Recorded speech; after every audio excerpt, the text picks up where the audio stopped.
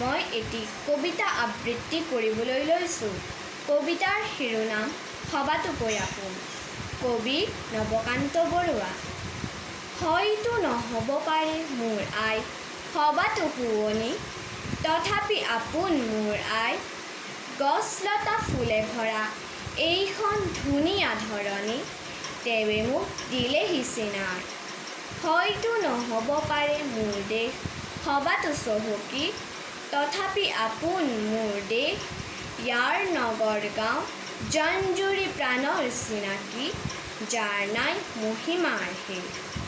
হয়তো নহ'ব পাৰে মোৰ ভাষা সবাতো সুৰীয়া, তথাপি আপোন এই ভাষা। তাৰেই প্ৰকাশ কৰোঁ অন্তৰৰ ভাৱ কুমলীয়া, সুখ দুখ শান্তি আৰু আশা। মোৰ আই মোৰ দেশ মোৰ ভাষা ভাল পাওঁ মই, তাৰেই মই চিনিম জগত। সুবিশাল পৃথিৱীত হাতে হাত ধৰা ধৰিকৈ, খোজ দিম সবাৰে লগত। ধন্যবাদ।